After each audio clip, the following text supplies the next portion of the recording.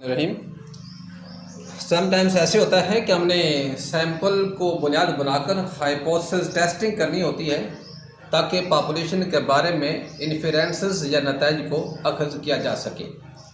होता असल में ऐसे है कि सैंपल के जो एविडेंसेस होते हैं उसकी बेस पे जब टेस्ट स्टैटिस्टिक लगाते हैं पॉपुलेशन के बारे में, तो समटाइम्स हम लोग रॉन्ग डिसीजन या गलत फैसला कर बैठते हैं। गलत फैसला जो करते हैं उसे टाइप 1 एरर या टाइप 2 एरर कहा जाता है। उसकी वजाहत मैं यहाँ पे करूँगा। हाइपोथेसिस या जो स्टेटमेंट या आप फरूजा रहते हैं उसकी दो किस्में हैं। नंबर 1 H0 जिसे नल हाइपोथेसिस कहते हैं, और दूसरा जो है H1 है जिसे HA भी कह सकते हैं। ये अल्टरनेटिव हाइपोथेसिस कहलाता है। Null hypothesis and alternative hypothesis. मैंने एक मिसाल दी है कि H0 एक नल हाइपोथेसिस है। हमें ये चेक करना है सैंपल की बुनियाद पर क्या ये सैंपल ऐसी पॉपुलेशन से लिया गया है जिसका मीन 60 है। अल्टरनेटिव ये है कि मीन 60 नहीं है, 60 से ज़्यादा या कम है।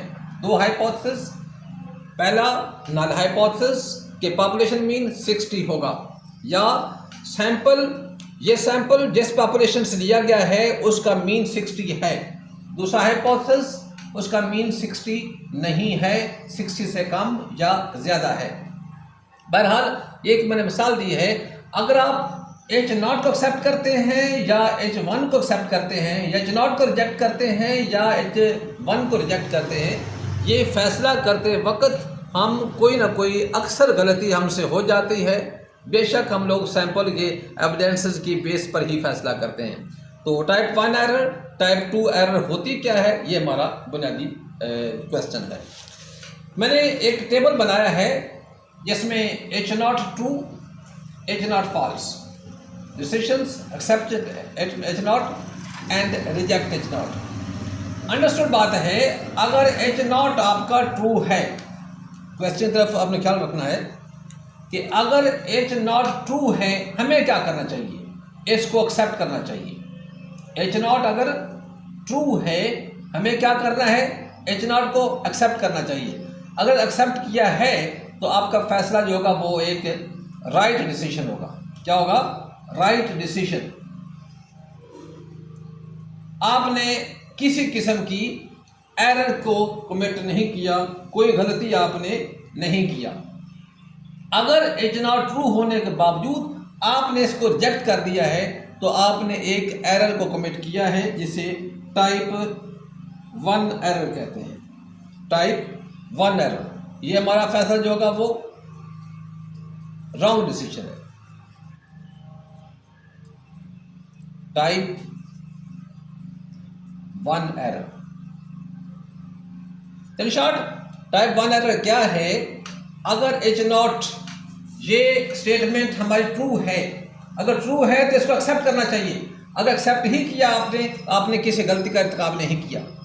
अगर ये स्टेटमेंट ट्रू है तो ट्रू होने के बावजूद आपने H0 को एक्सेप्ट करने के बजाय रिजेक्ट कर दिया है, आपका फैसला रॉन्ग है। इसे कहते हैं टाइप 1 एरर। इसी तरह अगर H0 ये फॉल्स है या फॉल्स है तो इसको क्या करना चाहिए, इसको रिजेक्ट करना चाहिए। अगर आपने रिजेक्ट ही किया है तो आपका फैसला राइट है।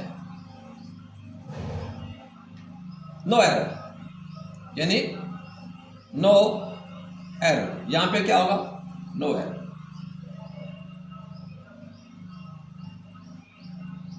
तो फिर बात करते हैं H0 अगर ट्रू है तो इसको आपने एक्सेप्ट कर लिया है तो आपने फैसला बिल्कुल ठीक किया है, कोई गलती नहीं की। अगर H0 ट्रू है आपने इसको रिजेक्ट कर दिया है तो फिर आपने एक गलत फैसला किया है, एक गलती को आपने कमिट किया है जिसे टाइप 1 एरर कहते हैं। नंबर 2 H0 ये वाला जो है अगर फॉल्स है तो इसको क्या करना चाहिए था, रिजेक्ट करना चाहिए था। आपने रिजेक्ट ही किया है, नो एरर। अगर फॉल्स होने के बावजूद आपने क्या किया है, एक्सेप्ट कर दिया। फॉल्स होने के बावजूद आपने इसको एक्सेप्ट किया है तो फिर आपने ये रॉन्ग डिसीजन किया। इसे टाइप 2 एरर कहते हैं। ये दो चीज़ें हैं, मैं एक बार फिर रिपीट कर देता हूँ कि नल हाइपोथेसिस H0 H1, अगर H0 जो है वो ट्रू है तो हमें इसको एक्सेप्ट करना था, हमने एक्सेप्ट ही किया है, तो फिर कोई गलती नहीं की आपने।